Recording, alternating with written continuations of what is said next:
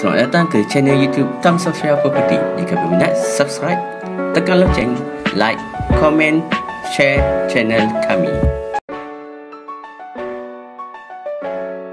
Assalamualaikum guys. Okey, topik kita pada hari ini agak menarik juga. Okey, berkaitan dengan pinjaman LPPSA dengan pinjaman bank. Mana yang lebih baik dan mana yang anda ingin dahulukan? Jom kita kupas.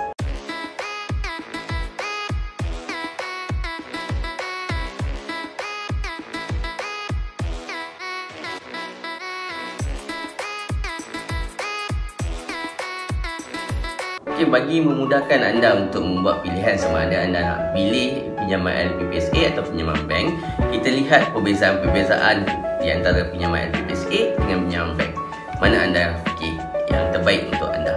Alright, so yang pertama, anda perlu ingat bahawa pinjaman LPPSA hanya untuk kaki tangan kerajaan sahaja, manakala pinjaman bank semua boleh. Sama ada anda kaki tangan kerajaan, anda kaki tangan swasta ataupun anda bekerja sendiri, anda layak untuk membuat pinjaman perumahan dengan mana-mana bank di negara kita yang menawarkan perkhidmatan pinjaman perumahan. Okey, yang kedua berkaitan dengan tempoh pinjaman. Okey, bagi pinjaman LPPSA, tempoh pinjaman yang dibenarkan sehingga 35 tahun sahaja, manakala bank sehingga 35 dan ada bank yang boleh drag sampai 40 tahun.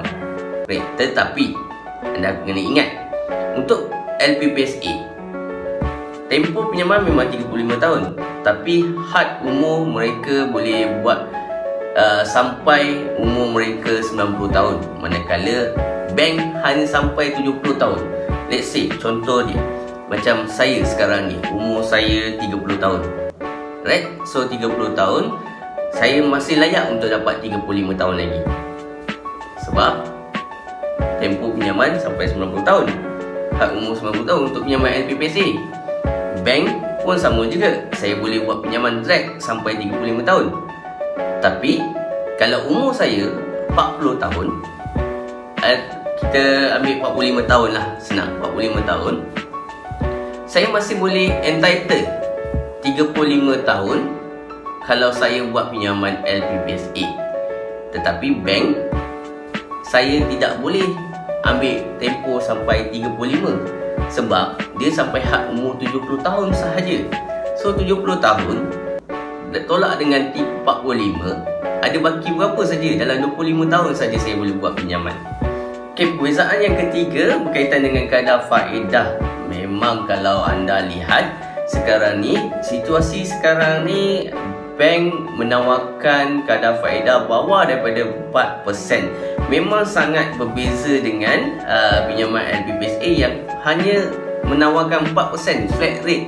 Okey, tetapi bank memang dalam keadaan sekarang, situasi sekarang, menawarkan bawah daripada 4% dan ada yang dapat pinjaman bawah daripada 3.5%. Tetapi semua ini bergantung pada scoring financial anda.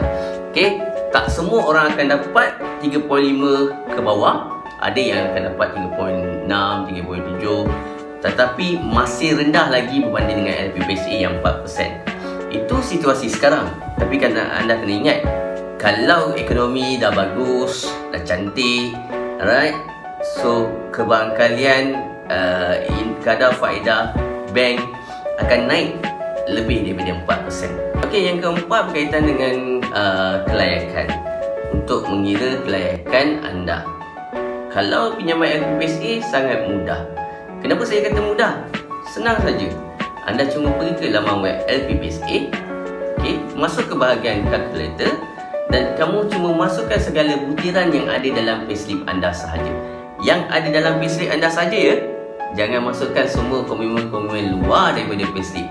Kalau kamu ada rumah lain, kamu ada kereta, personal loan, credit card, okay, credit card yang tak ada dalam payslip, kamu jangan masuk dalam kalkulator tersebut.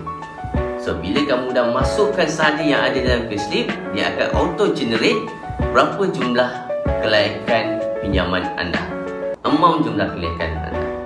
Okay, so dekat situ anda boleh tahu secara kasar berapa jumlah pinjaman anda yang anda layak. Tetapi bank sangat suka berbanding dengan LPPSA. Kenapa saya kata macam tu? Sebab bank dia akan ambil kira faktor-faktor lain, iaitu dia akan ambil kira komitmen anda yang ada. Contoh, kalau kamu ada rumah, ada kereta, personal loan, credit card, dia akan ambil kira semua tersebut untuk mengira kelayakan anda. Selain daripada itu, bank bukan saja tengok pinjaman-pinjaman yang ada, komitmen anda yang ada, tetapi dia akan ambil kira juga rekod SIKRIS dan juga rekod SITOS. Di mana rekod SIKRIS, rekod SITOS ni dia akan menunjukkan kamu punya financial kamu sama ada strong ataupun tidak dari segi pembayaran. Okey, dekat situ boleh tahu kalau dalam SIKRIS kamu punya rekod SIKRIS 0000, pembayaran tu kamu cantik, memang sangat cantik. Tapi kalau ada 1111, itu agak suka. Tetapi kalau 2, 3, 4, 5 kalau ada dalam tu, memang sangat-sangat suka, memang automatic reject. Okay, automatic reject. Tak ada bank yang akan bagi anda kalau rekod anda SIKRIS anda teruk ataupun SITOS teruk. Okay, yang kelima berkaitan dengan login period. Ada di antara anda rata-rata yang tidak faham lagi berkaitan dengan login period. Apa itu login period? Okay, apakah kesan login period tersebut? Oh, memang kalau anda yang baru dapat pinjaman, dah tahu lulus pinjaman, terus sign saja tanpa lihat dalam letter offer ataupun perjanjian loan tersebut menyatakan ada login period, anda bermasalah. Kenapa saya kata bermasalah? Login period ni adalah tempoh di mana anda tidak boleh menamatkan pembiayaan ataupun pinjaman anda awal, atau anda membuat refinance atau pembiayaan semula dengan bank lain. Kalau anda buat, anda akan dikenakan tindakan, iaitu ada kadar faedah yang perlu anda bayar, penalty yang perlu anda bayar. Rata-rata dalam 3 hingga 5% penalty yang anda bayar, perlu bayar. Okay, so berwaspada sedikit semasa anda nak sign letter offer tersebut. Lihat bahawa ada atau tidak login period. Okay, untuk perbezaan pembiayaan LPPSA dengan bank berkaitan dengan login period ni, pembiayaan LPPSA tak ada login period. So bermakna anda bebas untuk menjual ataupun menamatkan perjanjian pinjaman anda, okay, atau nak buat refinance dengan bank lain, anda bebas dan anda takkan dikenakan sebarang penalty. Tetapi kalau pembiayaan bank, yang ini kamu kena tengok. Anda perlu tengok betul-betul dalam letter offer ada ataupun tidak. Okey, rata-rata yang sign dia tak baca. Okey, tapi sebagai ejen ataupun banker perlulah bertanggungjawab untuk menerangkan perkara ini pada anda. Okey, di mana anda nak sign, pastikan ada atau tidak login period ni. Kalau ada, kamu lihat dia 2 ataupun 3 tahun. So bermakna kalau login period dia 3 tahun, anda jangan menamatkan pinjaman anda dalam tempoh 3 tahun tersebut. Anda boleh menamatkan selepas 3 tahun. Anda boleh menamatkan atau membuat pembiayaan semula, refinance selepas 3 tahun. Kalau tidak, anda juga yang akan rugi.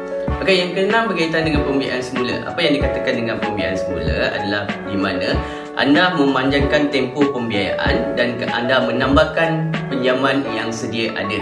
Sebagai contoh, sekarang ni baki pinjaman anda tinggal 100,000 dan anda ingin membuat pembiayaan semula, anda ingin menambahkan pinjaman anda mengikut harga market value terkini, contohnya adalah 300,000. So anda akan submit refinance atau pembiayaan semula sebanyak 300,000. So itu bermakna anda telah menambahkan pinjaman anda dan anda memanjangkan lagi tempoh pembiayaan anda. Itu yang dikatakan dengan pembiayaan semula. So untuk perbezaan di antara LPPSA dengan bank, di mana pembiayaan semula bagi LPPSA tiada pembiayaan semula. Manakala bank ada dan anda boleh buat pembayaran semula sama ada di bank yang sama ataupun di bank yang berlainan. Balik pada topik utama kita, yang mana anda nak dahulukan sama ada loan LPPSA ataupun loan bank. Yang mana lebih baik dan mana lebih bagus untuk anda dahulukan. Okey. Di sini saya ingin kongsikan dua mazhab. Mazhab pelabur dan mazhab mahen. Okey, jika anda seorang pelabur, saya syorkan anda menggunakan bank dahulu berbanding dengan LPPSA. Kenapa saya syorkan anda menggunakan bank dahulu? Sebab anda boleh menggunakan financing 90% berulang kali untuk membeli rumah. Selain daripada itu, jika anda ingin membeli 3 buah rumah dalam tempoh perkhidmatan anda, okey, mengikut pada kelayakan anda, okey, jika anda membeli rumah pertama, bank boleh menawarkan financing sehingga 100% ataupun 90%. Rumah kedua adalah financing sebanyak 90%. Tetapi kalau rumah ketiga, anda perlu mengeluarkan modal yang besar sebanyak 30% kerana bank hanya finance sebanyak 70% saja. So mana anda nak dapatkan duit yang banyak kan? So sebab itu anda boleh menggunakan yang rumah ketiga dengan menggunakan LPPSA 100% loan. Mazhab yang kedua adalah mazhab mahen. Kenapa saya katakan mazhab mahen? Adalah pemikiran orang biasa yang tidak memikirkan tentang pelaburan hartanah. Dia ingin membeli rumah ikut pada kemampuan mereka sendiri dan tidak ingin memeningkan kepala membayar rumah yang banyak. Okey, untuk perkara ini bagi rakyat biasa, okey, dia ingin menggunakan kelebihan sebagai penjawat awam loan LPPSA pada usia muda. Kenapa pada usia muda? Sebab insurans rendah.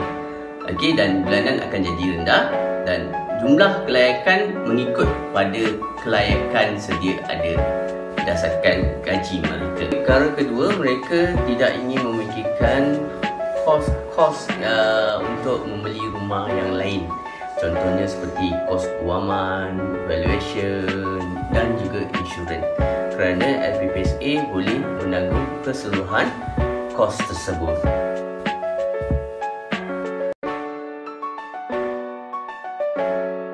So, yang mana anda nak pilih? Bank atau LPPSA? Tepuk dada, tanya selera. Ikut pada kelayakan anda, ikut pada kemampuan anda.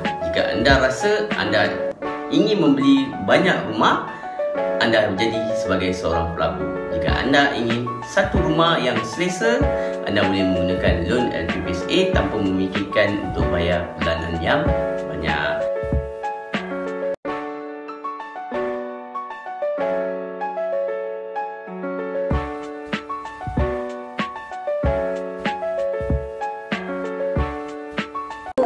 Terima kasih menonton channel YouTube kami.